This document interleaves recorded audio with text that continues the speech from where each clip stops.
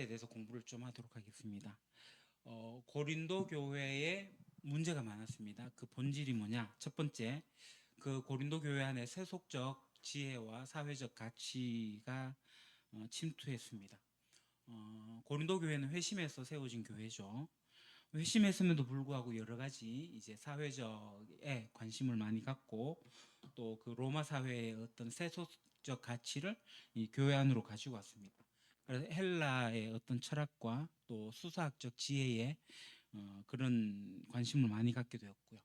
그러다 보니까 설교가 좀 투박하게 이렇게 느껴지는데 오히려 아볼로의 설교는 굉장히 이렇게 언변이 뛰어나고 화려하기 때문에 그쪽으로 몰리기도 하고 또 어떤 사회적인 지위가 교회 안에 들어와서 그대로 지위를 유지하고 있고 그러다 보니까 그렇게 이제 분쟁도 일어나게 되고요.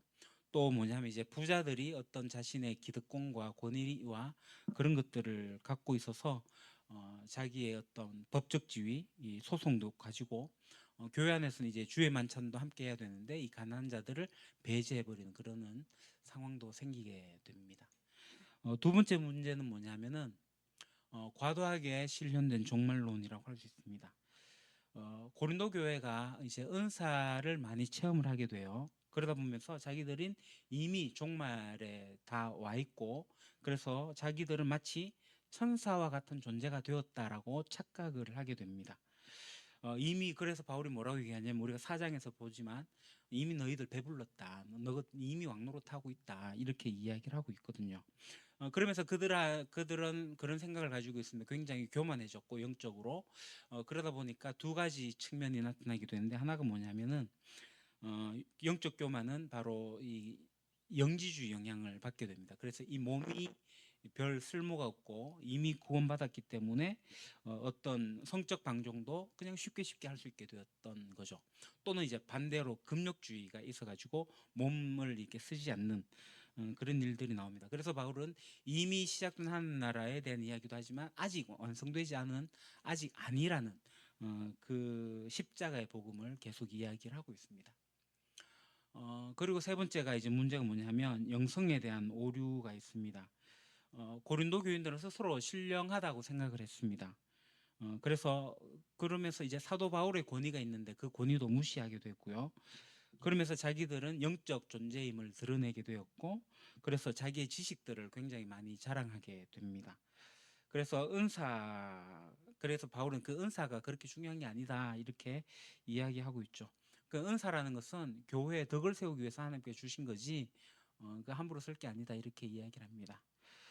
네 번째는 이 이교적 관습과 혼합주의에 젖어 있습니다. 여전히 이 사람들은 유대의 의식도 있지만 그 로마 이교적 관습과 어떤 그 신전에서 일어나고 있는 그러한 온갖 우상 숭배와 관련되어진 그러한 관계들을 갖고 이제 혼합적으로 신앙을 이제 만들어가고 있는 모습들이 이 고린도 교회의 문제였습니다. 그러면서 바울이 이제 고린도 교회에 편지를 쓰면서 주요한 주제를 이야기를 하고 있는데 서신부 초반에 나오고 있는 십자가의 신학입니다. 십자가의 신학. 고린도 교인들은 이 세상의 지혜를 추구했지 않습니까? 그들이 바라볼 땐 십자가는 미련해 보이는 거죠. 근데 바울은 이 십자가가 하나님의 능력이 됨을 드러내고 있음을 이야기하고 있습니다. 그래서 바울은 못 박힌 예수 그리스도 외에는 내가 자랑할 게 없다. 그 외의 지식도 내가 가질 필요도 없다. 다 배설물로 여긴다. 이런 이야기를 하게 됩니다. 그리고 이제 고린도전서의 주요 주제 중에 하나는 뭐냐면 예수가 누구냐? 예수님이 로드 주님이시다. 로마 황제가 주가 아니라 예수가 주라는 거죠. 기독론을 갖고 있습니다. 그래서 그리스도의 주권에 대해서 굉장히 많이 강조를 하고 있습니다. 우리가 8장에도 봐도 그렇고요. 신명기에 이제 쉐마 이야기도 나오고 그것을 한 하나님으로 이야기하고 있습니다. 그리고 이 그리스도의 주권은 추상적인 게 아니라 하나 그 값으로 삼바된 것이죠. 그러면서 너희는 너희 자신께 아니다 이렇게 이야기를 하고 펼쳐나가고 있습니다. 세 번째는 아까 이야기했다시피 이미와 아직의 신학이 남아 있습니다. 하나님 나라가 이미 시작되었으나 아직 완성되어지지 않았고 곧 그 나라가 완성되어질 때까지 오늘 우리들의 자세를 보고 있는 거죠.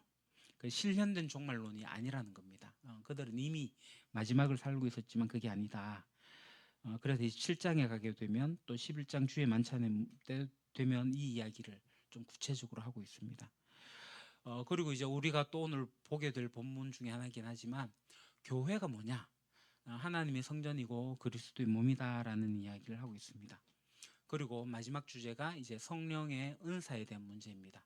아까 이야기했다시피 하나님께서 은사를 선물로 주시는 것은 공동체 유익을 위해서 사용할 수 있도록 하는 거지 자기 자랑하기 위해 갖고 주신 게 아니라는 겁니다.